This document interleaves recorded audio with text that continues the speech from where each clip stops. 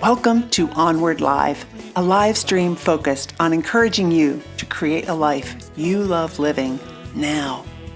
Let's go beyond success to significance. Being clear on our why is crucial. It requires doing the inner work, finding ourselves, getting to know ourselves, embracing our inner child, shedding social conditioning, and letting go of perfect. We know obstacles make us stronger. We can dream big and take action. Believe you can, and you're halfway there. I invite you to tune in every week and engage with me and my inspiring guests. Invite your friends. Let's make time for what matters most in our lives. Let's move onward together. Hello, I'm back. I took a little vacation and it was really nice. And to be honest, I'm feeling a little discombobbled. It's been like 3 weeks since I've gone live. And a couple things that I've learned. Number one, when you're 59, it's not and take the red eye, it's not the same as when you're like 20 and take the red eye. I took the red eye home on I flew Sunday night into Monday, and I think I'm still recovering from that. So that's something that I learned, and a couple of things that I did while I was on my trip. I went and visited my former husband's brother and his father and his other brother, and with my son and my grandson and my son's wife. And it was really nice to get back together with family. It had been a while since we had gotten together since Bruce passed away, and it was a really nice get together. I enjoyed it, and it's great for Marshall to meet his William's side of the family. And then I went to the World Domination Summit last weekend. That's where I flew back from when I came back from Portland, Oregon.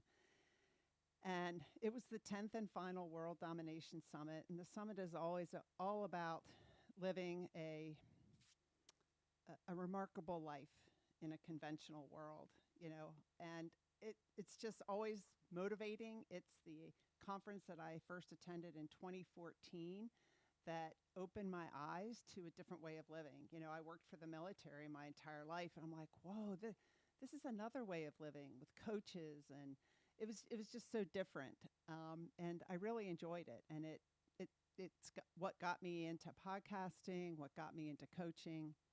And one other bit of news that I wanted to share is that last night I got word that I'm a certified positive intelligence coach. So I'm really excited about that, because you may or may not have seen my LinkedIn posts that now I'm supporting positive intelligence as the U.S.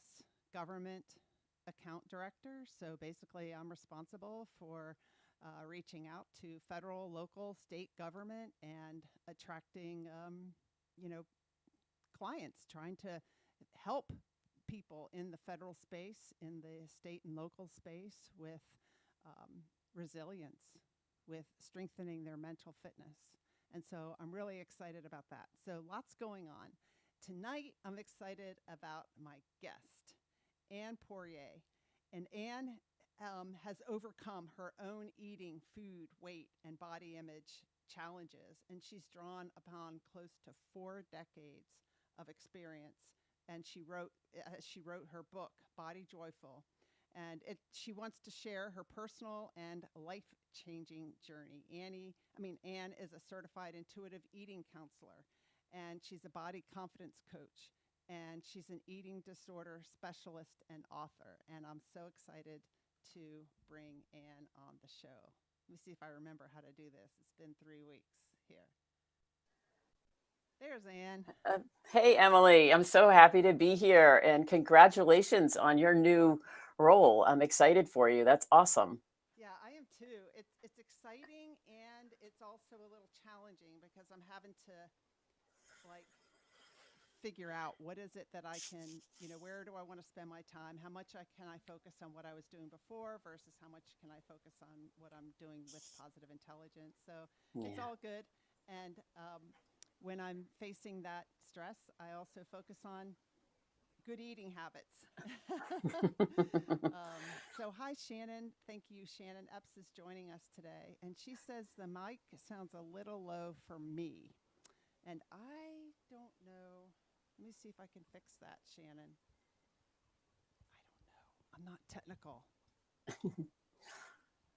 What I might do? Shannon, tell me if that's sounding a little better if I'm close to the mic. I look forward to hearing from you, Shannon. I hope you're watching. And if not, we're just going to, I don't know if I want to go with this or not. And Okay. I might just, let's see, someone just joined. Tell me if you can hear me, whoever just joined. And Shannon, if you're still watching, tell me how my mic sounds. Maybe I just needed to get a little closer to my mic. Let's just wait a second. If not, I might a little. It still sounds low. All right, let me try something. And I can always edit this out of the regular podcast, Dan. I don't know. But let me.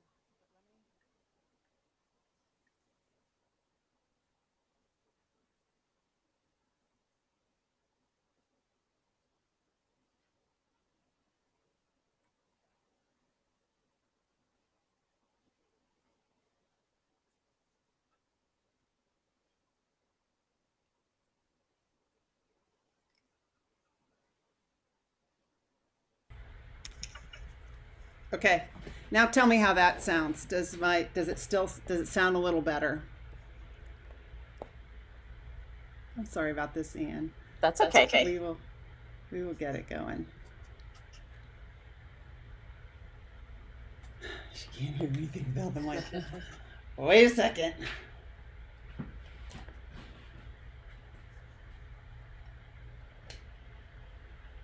And we even tested it out beforehand. Oh, wait. Much better. She said much better. Okay, because I know I had to change something. Okay, we're just going to go with this this sound. So, one of the things that I've noticed, and when I'm traveling, is how challenging it is to eat right. And so maybe we can talk about that a little bit. And then also the image of my body when like I get out of my workout routine, all of a sudden I feel fat and nothing has really changed. So those are a couple questions that I had for you. But first, can you just tell us a little bit about yourself and your story? Sure. I am getting a little echo. So I'm hearing myself after I talk. Try taking your headphones off. Okay.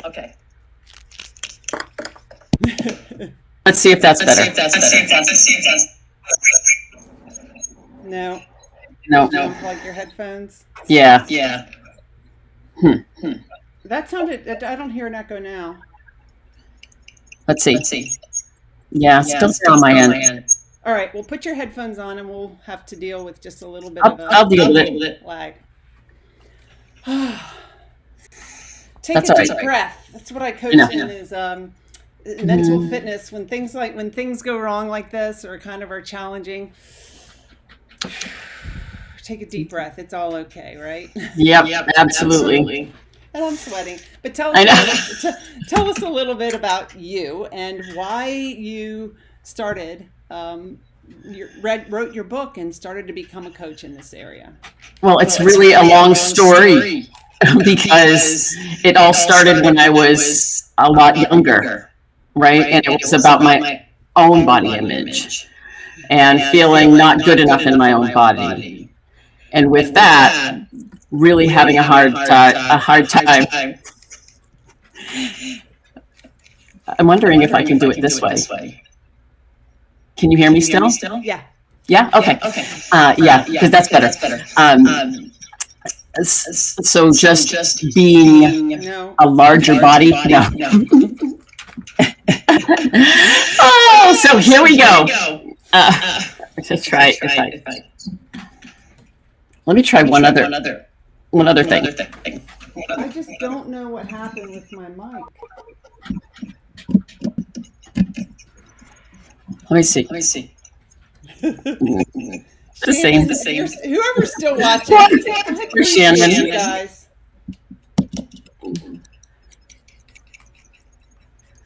I'm wondering if this might work better. It's not in my ear. It's still there. It's not in my ear. Can you hear me? I can hear a little echo. Okay. Just unplug them totally and use your. Are they unplugged? No. Okay. Now, Hello. I'm here. all right, we're doing it this way. Doing it anyway. Thank you, Shannon, for sticking with us. Okay, I think we're ready. Okay. So my own body image just started out not on a great road, right? And it's interesting when things like this happen. All of a sudden, you start to feel smaller, right? And your body and my body starts to sweat, and then I start to not feel good in myself. Like what just happened? Yeah, Yeah, exactly. I Right? do too. And so then that might make you, for me, it might make me want to go grab something to eat, or you just feel like the whole attention of the world is on you, and so it's a matter of just like, really, it's okay. Well, in the big scheme of things, when you're at the end of your life, you're going to look back and say, "Oh my gosh, that interview, the mic didn't work." No, we're human. It is what it is, right? So the interesting thing though is that's how we will turn when we don't feel comfortable, right? When anxiety starts to hit, food is a go-to for a lot of people. Yeah, And it's a go-to because it calms you down. yeah, It puts you in that rest and digest. It gives you right into that parasympathetic nervous system. It works. So that's why people do it. So or it's no wine, wonder. or alcohol. Yep, or- yep, that'll do the same thing. Correct. So the key is to be able to accept what's happening and not resist it. I could, Yes. I could have gotten like, oh, dang it, this whole show's ruined. We can't get the mic to work. Nothing's gonna work out. And in the past, that's probably how I would have felt. I've done a lot of work on myself to get to the point where it's like, it's okay. It is what it is. And I think that what you said, you just go with it because it really isn't that big a deal. Yeah. And you're compassionate to yourself, you take some deep breaths, and you don't let it hang on Yeah. for forever. Because that's what it seems like. Yeah, if it seems like forever, it's like so. Yeah. So, what was going on when you were younger, and how young were you when your body image issues started to happen? Or Around 10, so wanting to be like my brother, I had an older brother, and I remember specifically the first time that my nickname kind of came from him and his friends, and wanting to play football with them because I was a little bit of a tomboy. And so I ran up into the backyard. I can remember it. And, can I play? Can I play? And they all looked at me, and they must have came up with this another time. But they were calling me Annie Fanny Farmer, and they had this little song, Annie Fanny Farmer, Annie Fanny Farmer. I can still hear it. And when that happened, I know now I can look back and go, they were just boys, right? Teasing. And I took it though as fat family. That's what I heard. Wow. And I think I heard that because I was described as a chubby baby. And I was a little stocky and sturdy, and that's how my parents described me, right? I mean, parents do that all the time. Yeah. But I had already had some programming that I'm bigger than the other kids. And I don't really fit into the same clothes. I don't like the same clothes. I'm different. Yeah. And that just planted a seed in my brain that my body is not right. And when we're 10, we don't really stop and think, okay, what are my thoughts about this? What else could I think about this? We didn't even know that back then, right? We didn't even know that, we just thought our thoughts are us. We didn't really know that we could change and choose a different thought. I know. If we knew that then, right, it would be all different. And the other piece of that is that in that same time frame, I went to the doctor for, my annual visit. and my weight was in that high scale. So the doctor told my mom, you better watch what she eats. You don't want her gaining any more weight, that kind of thing. So food started to look different at home for me and for my brother. And so those are kind of those seeds that got planted. And unfortunately, I really absorbed them and they rooted pretty quickly. And I ended up with anorexia nervosa at 12. Oh, So, wow. and this is in the 70s. And I remember like maybe it's 3 years before Karen Carpenter died of anorexia nervosa. So it really wasn't prominent at all. So why don't you explain just a little bit about what that is? So anorexia nervosa is this eating disorder, and it's when somebody believes that their body is not right, and they just stop eating. And when they stop eating, well, they don't stop eating completely, but they really change their eating habits, and their goal is to lose weight and to look different. And it appears different for a lot of different people, but it is a starving of the body. And that's what anorexia is. It's the starving of the body, and then the nervosa is through the mental thought process. So it's the thinking that starts to control what we do, like our behaviors. And Just which is like different than bulimia, which is where you eat and then maybe make yourself throw up. Right? That's that's a different kind of eating disorder. But correct. so so how did that show up? Like, are you at the dinner table and you just refuse to eat? Yes. I had a writing class once, and it was so funny strange, not funny haha, Mm-hmm. that I had a writing prompt. Dinner at my house was. And what flew out of me was that night that I basically stopped eating very much. And directly after dinner, I went upstairs and I started to do sit-ups. Mm. I am 12 years old, 11 going on 12, and I just started to disappear in front of my parents.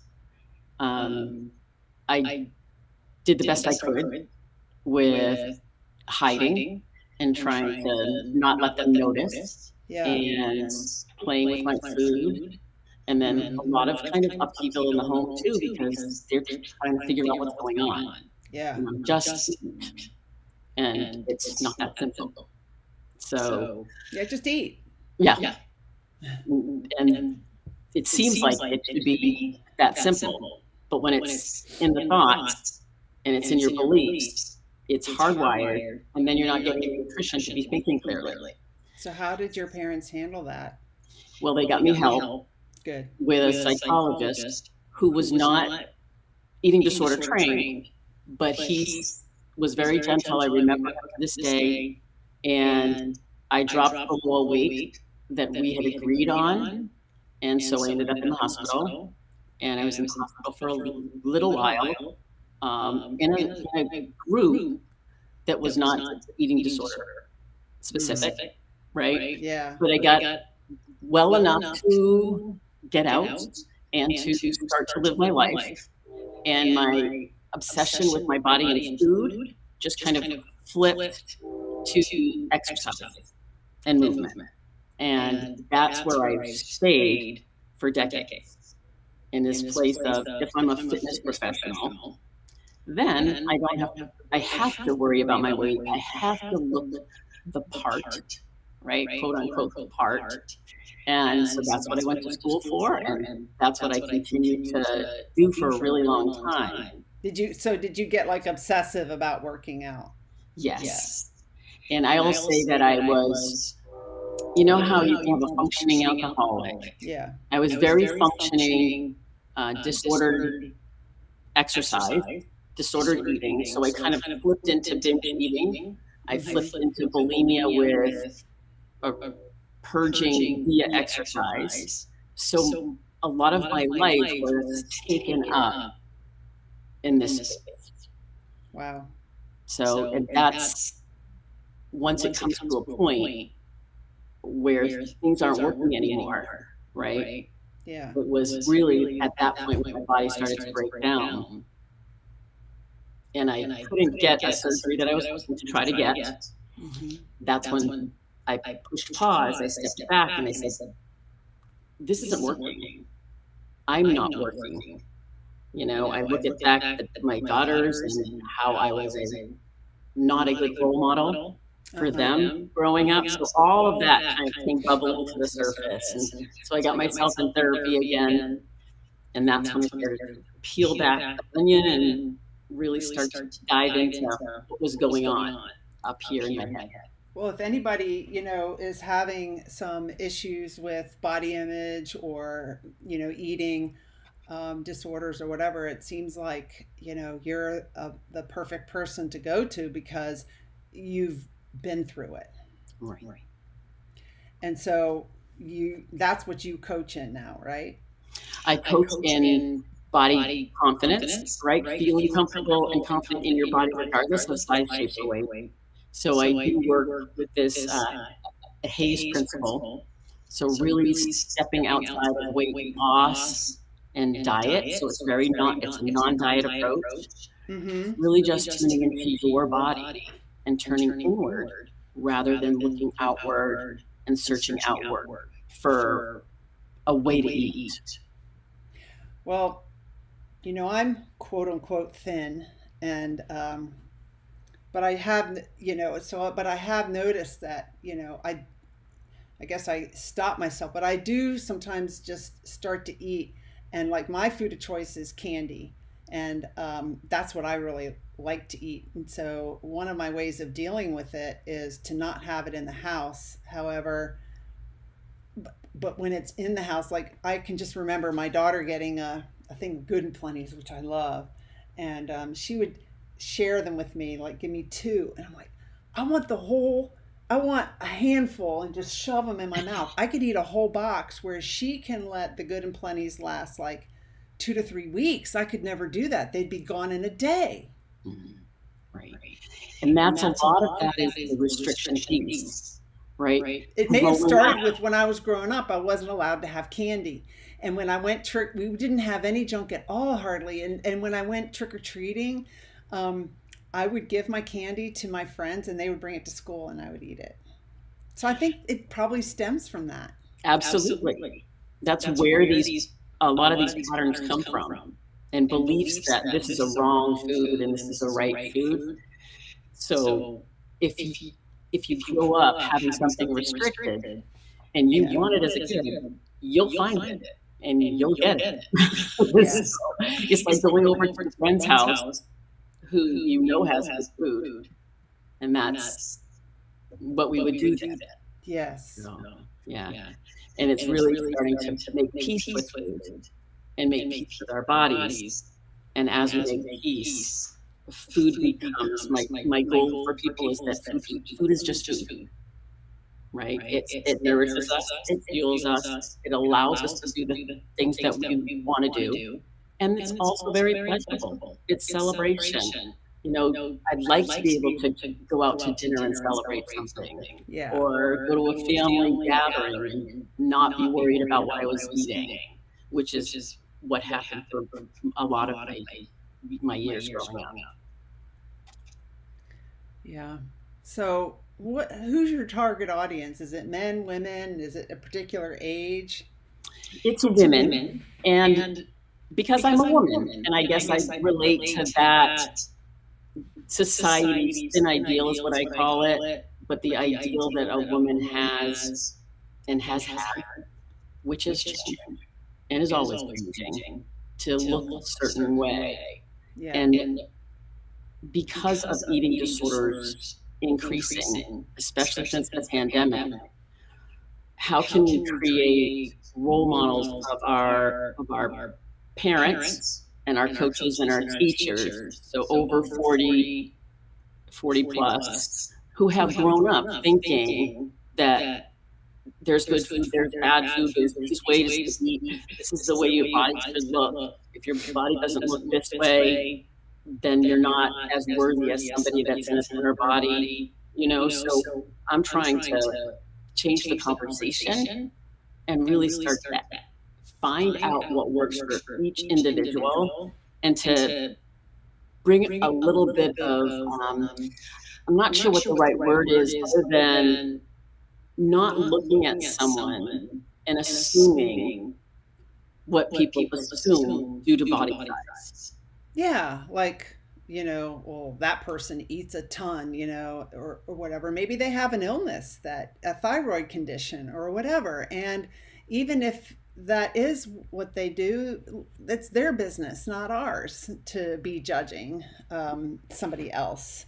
I think we tend to compare ourselves with others, right? Right. A lot, And especially with social that's media. part of it. Yeah, Mhm. yeah. So this show is about create a life you love living now. And it's very challenging to really love your life if you've got these body image issues, if you're not happy with your body because you see yourself in the mirror and you're like, ugh.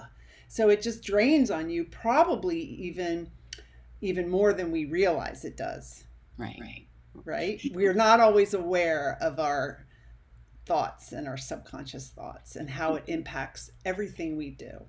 Absolutely. And that's why I love what you're doing, because it is talking to the thoughts and allowing yourself to, I use the word step back. So, you can widen the vision a little bit. And what is that thought? Where did that come from? And noticing and becoming aware of the thoughts. So in the book, I talk about my mini me. So I created this mini me, and she is my inner critic, Yeah. right? So she had words, she had phrases, and I would create a mini me board, and I'd start to just become aware of all the words that she was using and how angry and mean and hostile she would get. Yeah. And that is a lot of some of the beginning of the book is that voice talking to me so people can really understand where my brain was during that period of time. Well, and And I think it behooves all of us to really pay attention to those thoughts, because a lot of times we're not really consciously aware of them. We're so used to them that we don't really even notice it. And once you start noticing, it's like, oh my gosh, no wonder this is the way what my mind is saying. And it's kind of interesting. This is how I am talking to myself. Well, who is I and who is myself? You're actually like we're able to observe our mind. And we are not our mind. We can, we don't have to. One of my past guests said, we just tend to accept these thoughts that the mind produces, rubber stamp them, and say, well, it must be true. Wait a second. We have the ability to question that. yes. And that is the beauty of all of this, is that we can, once we can become aware of them, right? That's our first step, Yeah. becoming aware. And then I call it ABC, right? So there's this awareness. We can take a deep breath. And at that point, we can choose to change it, show compassion for ourselves, be curious about it. Like there's all kinds of C's. Right. But that's where it starts, is the awareness. Because if we're not aware. Right. So, and I think that that's how this mini me, by pulling it kind of outside of me, made it less me, so I could see it in a different light. Yeah. And then I created a match me who needed to get some language and needed some training. He'd been sitting on the couch doing nothing. And the other one's been training, right? So that's awesome. So tell us a little bit more about your book. It's called The Body Joyful, My Journey from Self-Loathing to Self-Acceptance. Yes, and that is what the story is all about. How did I find myself in self-loathing for so long? Mm-hmm. And how that impacted my decisions and my choices, right? We know how our thoughts create emotion. Yeah. So we have an emotion, and then because of that emotion, how we feel, we behave a certain way, Right. and then it ends up on our outcomes, or our choices, and our behaviors, and our beliefs. So if we're not happy with our lives, if we're not living a life we love living now, instead of pointing to all these outside circumstances. And one of my coaches said, when we point a finger, we have three pointing back. Instead of saying, well, if my job was different, or if my boss wasn't so mean, or if this wasn't going on, then I could, pay attention to my weight. It's all that stuff causing it. That's a key to stop and get curious and to look at ourselves. Because when we change, then our outside world changes. You can't change any of that, what I just talked about. Right. What can you control? Yeah. And what can't you control? Right. And that, I think about, Brene Brown will talk about when we blame, it's usually because we're in pain somehow. Yeah. So there's something going on. How can we be curious and compassionate with that versus turning to that inner critic and beating ourselves up over and over and over again? I think sometimes it takes working with a coach, though, because if you want to accelerate your progress on that, I think it takes working with a coach, because you've lived with yourself for so long and your mind for so long. Sometimes it's hard to discern what it's really telling you, and to even think that there could be another way of looking at something. A coach won't tell you how to look at it, but a coach will ask some empowering questions that will shape your perspective maybe in a different way. Right. And that's the key, is how can we see these behaviors or these thoughts or these choices from a different perspective. In ourselves. Because we can see them in everybody else, right? For sure. It's obvious. It's obvious that, what everyone else is thinking and how they're being. But us, no. And we take on the persona of what we think other people are thinking of us anyway. Right. So that's always not right either. Right. And so in what you sent me, you said a simple shift of perspective around our thoughts and beliefs leads to completely different behaviors and outcomes.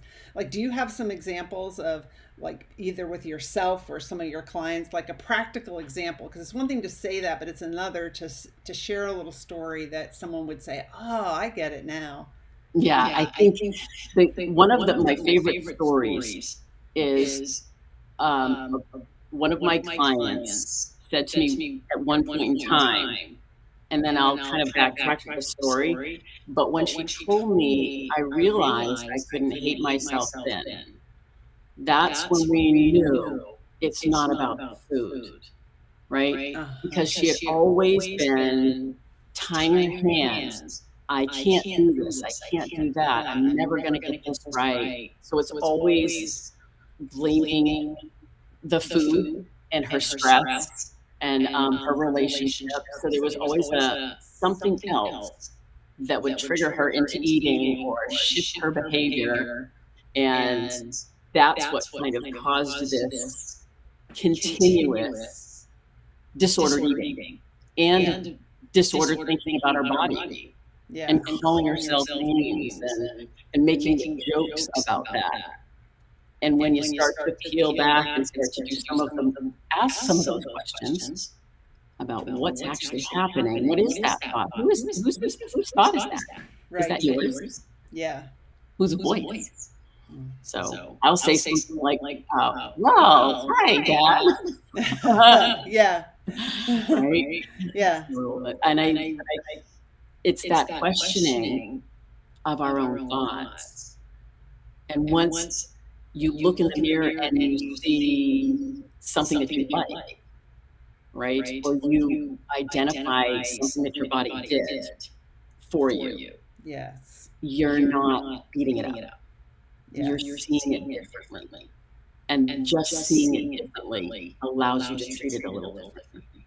Yeah. I mean, it's bathing suit season, right? So we just look at ourselves, look at pictures of ourselves and be like, don't post that, or I can't, look at me, I'm fat, or whatever. And excuse me, my body has delivered 2 children, healthy children. It's enabled me to do so many things. So when that happens, let's be grateful for what our body has enabled us to do today and yesterday. And it's an amazing body. Yes. And that's the key right there, is to focus on those wonderful things. and not keep focusing on the size of my belly or the size of my thighs. Or Right. can you see that? Or look at that. That's what happens. We look in the mirror, we go directly to the places we hate Yeah. versus taking a deep breath and saying, this body has done some amazing things. Yeah. And I having do a like little, it when some of the movie stars will, go on camera or go, on Instagram or wherever, showing a picture that's not touched up. I really like that because I think it helps all of us realize, their bodies aren't what is shown typically in the media, right. the way they look. Mm-hmm. Yeah, those makeup artists are amazing. There's airbrushing and there's photoshopping and there's all kinds of things. I mean, there's a lot of stuff on apps on the phone now too, Yeah.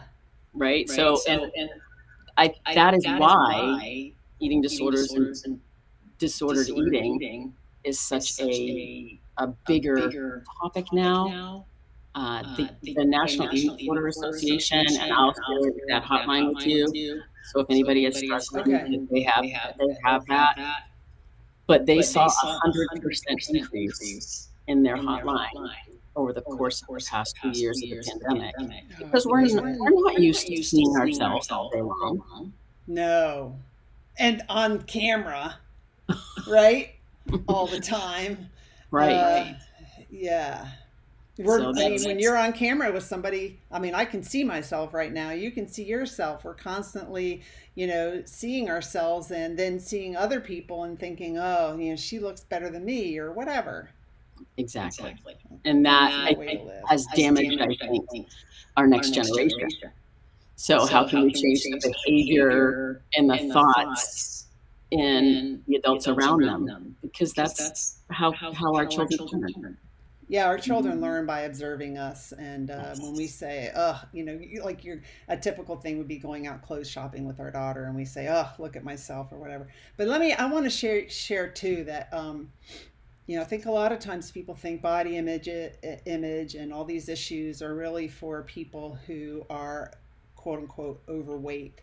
My daughter has some invisible illnesses that and I think just the way she was born, she's very thin. And I used to be, she'll gain the weight like I did, but I used to be like 5'6", 95 pounds, in sixth grade, and she was like, a few years ago in her early 20s, she was like 5'9", 114 pounds, probably 125 would have been better on her. So, but she worked at Starbucks, and people would say, "You need to eat a burger," and that really impacted her self-esteem. Right. And she wanted to gain weight because she saw, like this bone sticking out. Well, unfortunately, if you want to gain weight, it's not going to go to covering up this bone. It's going to go to your belly or wherever, your legs. But it was really stressful. And once we went somewhere, was with some relatives, and they were like, "Oh, this is how Anna eats. Let me see. I'll have this piece of spinach." And they didn't understand how hurtful that was to her. Mm-hmm. It's very interesting. Body shaming can happen in lots of different ways. And it's how we feel about this vehicle of ours. Yeah. And if people say things like that, I have Judge Foodie in my head, right? So I have this judge about judging food. But then we also have food police and body police around us. Yeah. Who either want something like us or they want something the opposite for us. Yes. So in conversation, right, things pop up that can really trigger people. Yeah. So Shannon says, that was great. I think that was what you shared earlier. I appreciate the transparency, and it's hard when we get down about our bodies. I'm learning to love who I am just the way I am. That's awesome, Shannon. Yeah. That's awesome. And that's a great statement. This is me just as I am, right? And that's a great way to start kind of a journey to, this is me. this is my vehicle and amazing things that I've gone through and the hard things. Right. And when we have that attitude about ourselves, you can just feel like the different energy, right? Like, I'm fat or this, or, I'm too thin or, I'm not this or not that. That's kind of draining energy. But when we are like confident in our body and confident, in who we really are, then that helps us create a life we love living. It comes out in our relationships, and how we approach work, how we approach our personal life, how we feel when we walk into the mall. When you're feeling confident. Now, I've seen some people who are somebody might think kind of too heavy or whatever, and they're confident and they love themselves, right? You've seen it. For sure. And you actually did it too, right? When you stand up tall and you open up your chest, you do feel better. Yeah. Just smiling and just standing up tall shifts our energy. Yeah. So do you feel like, do you coach on like mirror work, like looking at yourself in the mirror and maybe even naked and saying what you love about yourself? Yes, and we start with fingernails, and we start with toenails, and we start with whatever we can start with. Because some of this is so deep that it just is a process, right? From this self-loathing place, which I understand because I felt there, was there.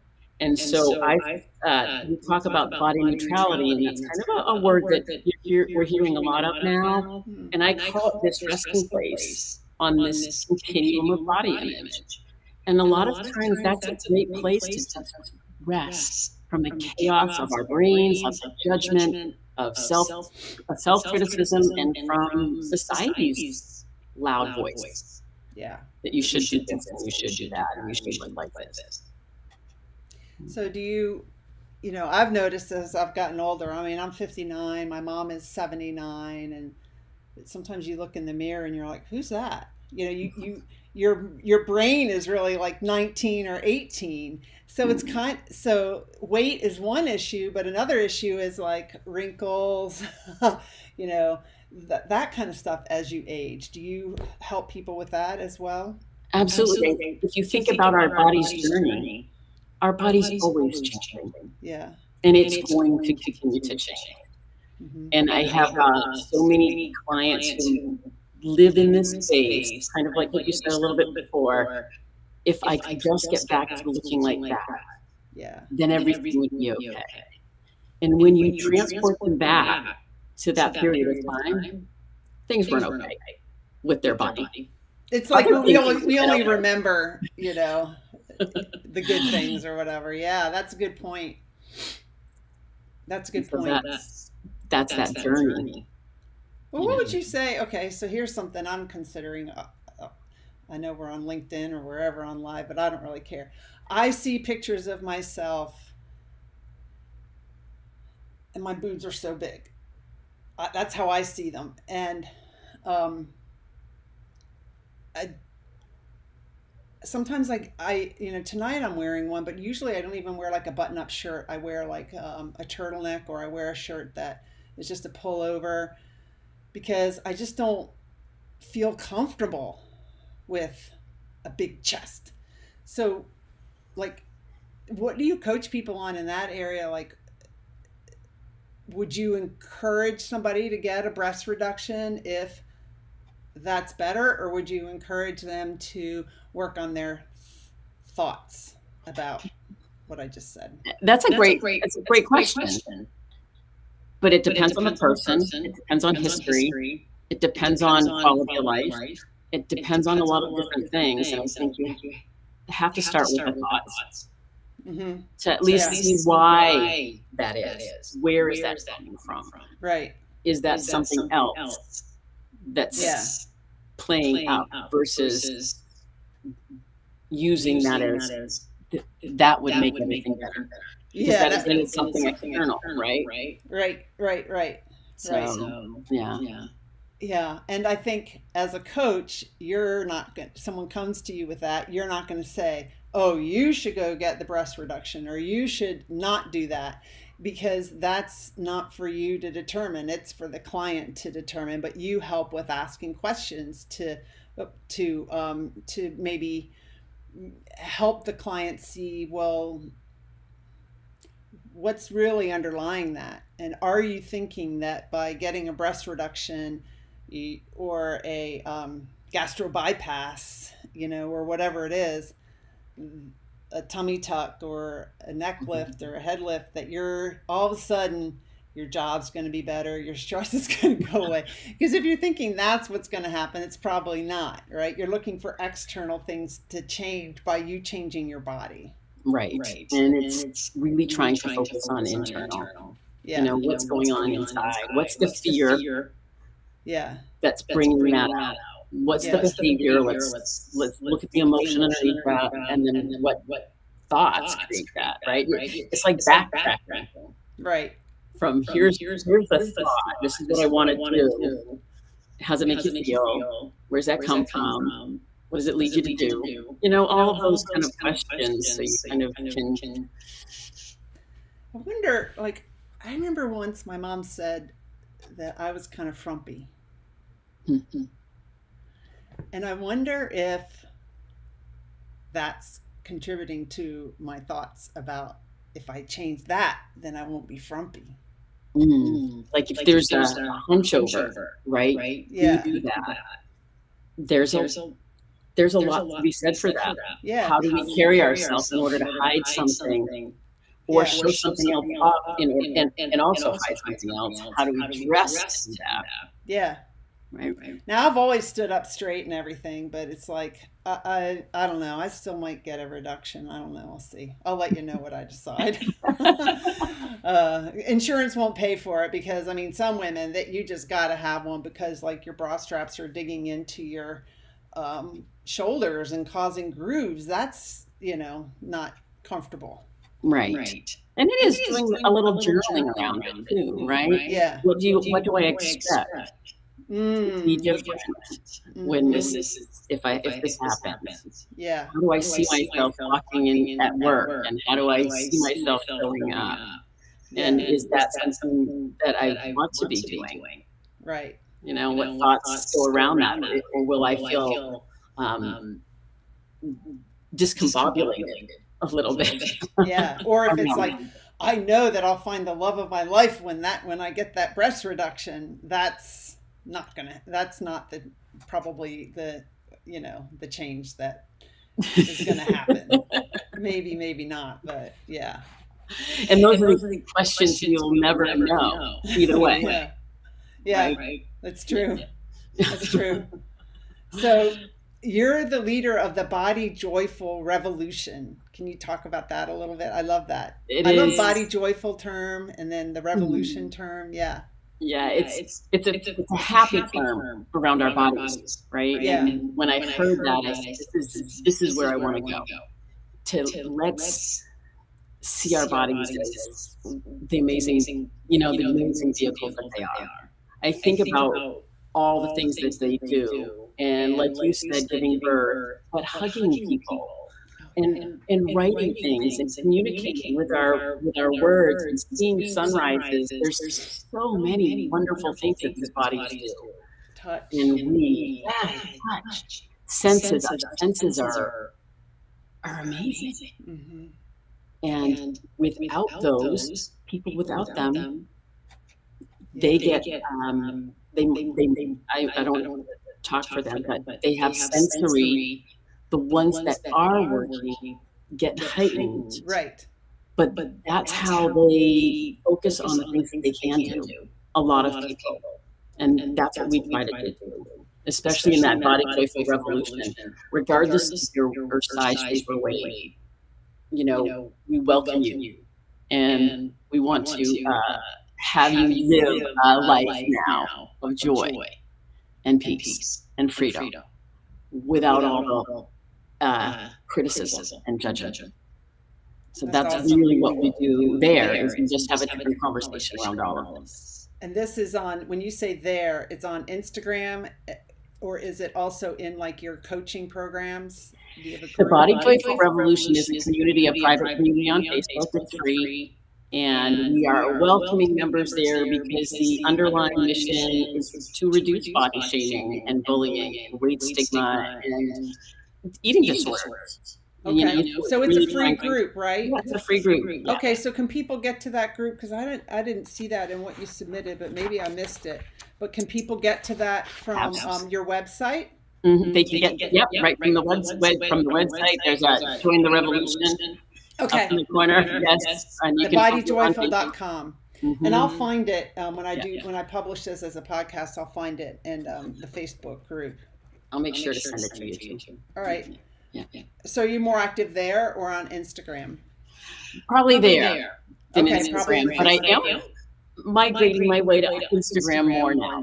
So, I saw your page. You're going live with some short little segments about, just doesn't take long to watch and to, give you're giving us something to think about, another perspective on things. Yeah, exactly. So, I'm enjoying doing that too. But like, we have a lot of just free content. We have a roadmap and a manifesto and all kinds of things there that just help us act differently, think differently, and live differently. Oh, that's awesome. It's similar to then what I do in my Onward Movement Facebook group, which is, all about, it started out like embracing our authentic selves and releasing the fear of judgment so we can, create a life we love living. And now I've kind of narrowed it down to just create a life you love living now. But I have a manifesto and kind of a roadmap too that people can go through on their own, or that I lead them through in the coaching program. But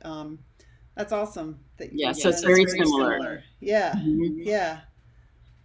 Cool. So your Instagram is right here. It's Anne Poirier at 11. And I'll put that in the show notes. And then people can email you at annethebodyjoyful.com. Yes. And then your website is thebodyjoyful.com.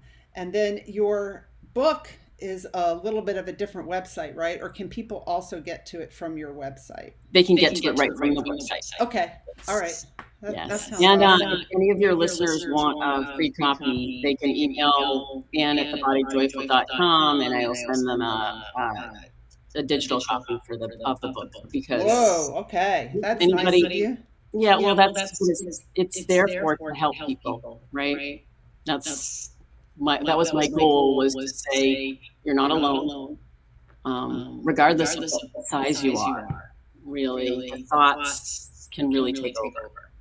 And it's really my kind of path out of self-loathing. And an interesting story, the publisher wanted self-loathing to self-love because it sounds good, right? But when I think about self-love, the people that I work with, that's so far away.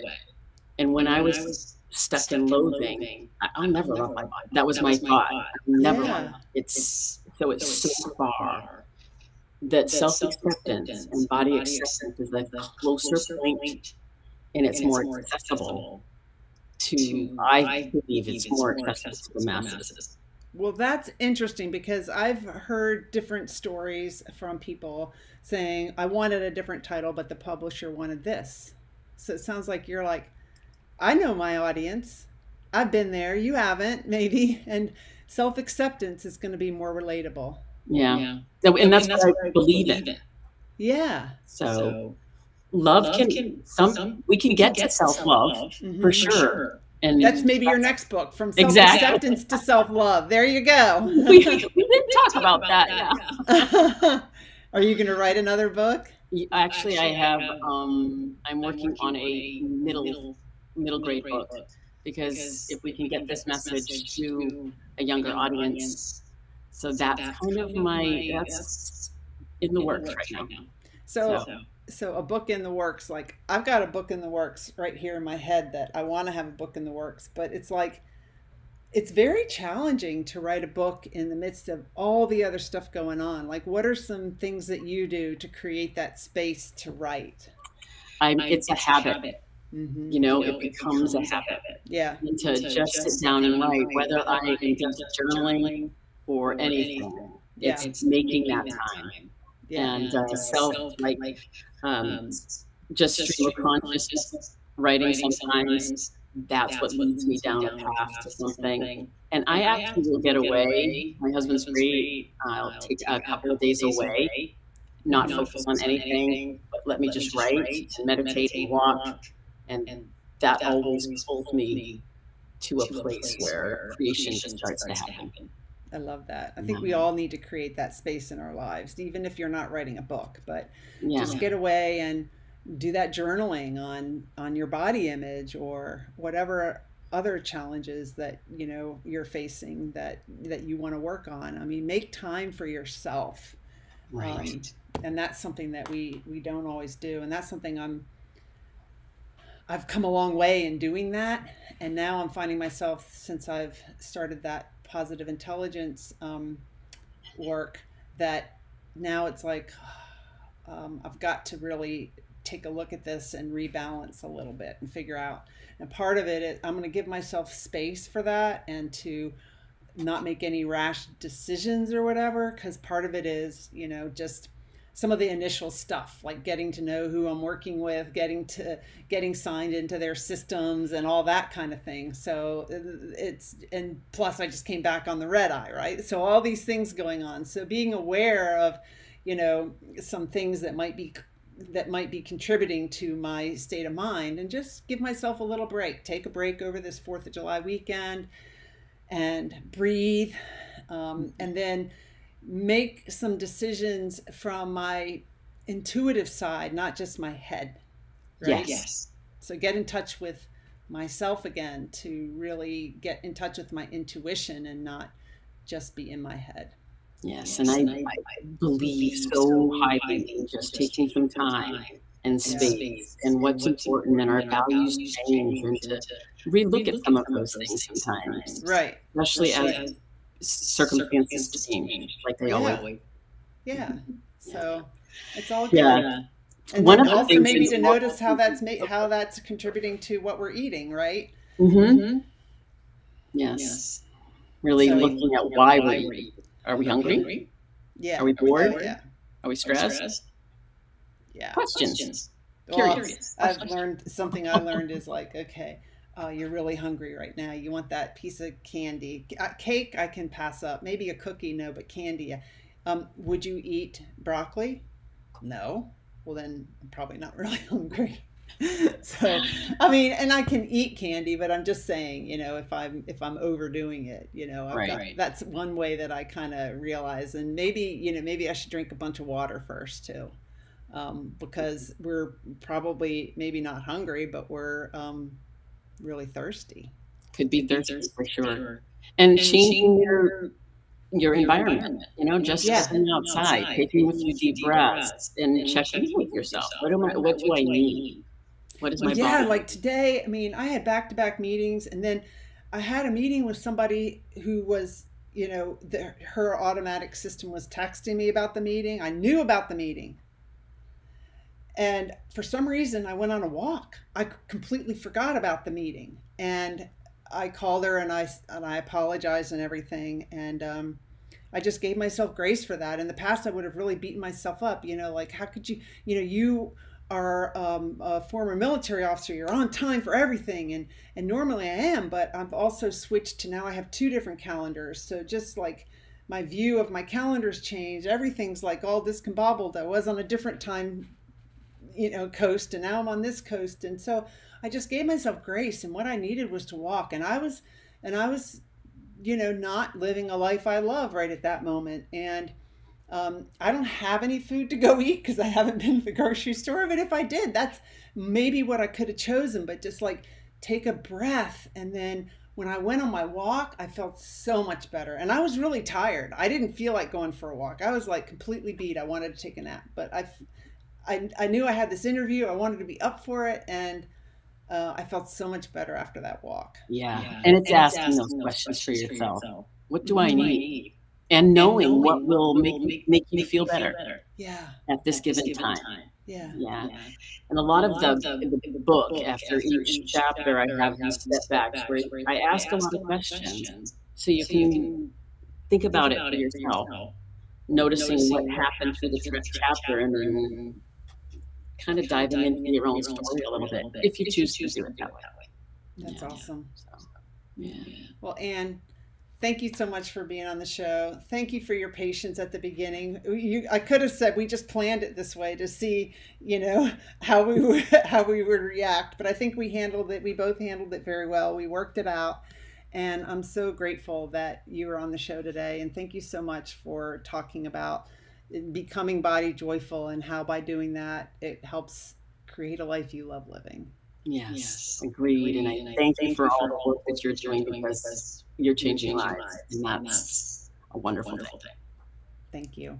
I'll put you in the green room and I'll be right back. Thank you to everybody who watched the show tonight. I really appreciate you, Shannon, and I saw Liz was on. And for all of you who listen later as a podcast episode, you might hear us talking about some mic issues. I'm going to edit some of that out, so you probably wouldn't be able to tell that we had some mic issues at the very beginning. I think it was me, mostly. It was me having some issues with my mic and the sound not working that well. So I'll get that fixed for next week, and I look forward to seeing you all next week. And I hope everybody has a wonderful 4th of July weekend. I really appreciate your support. Onward Live is sponsored by Emily Harmon Coaching and Consulting. Visit my website, emilyharmon.com, to learn more about me and my coaching programs. I'd love to help you create a life you love living. Remember, every adversity is our own personal university. Sometimes the lessons are difficult, and we must learn from our experiences. Vulnerability is your superpower. You are lovable and worthy. And we discuss these topics and more because professional is personal. Thank you for joining us and engaging with me and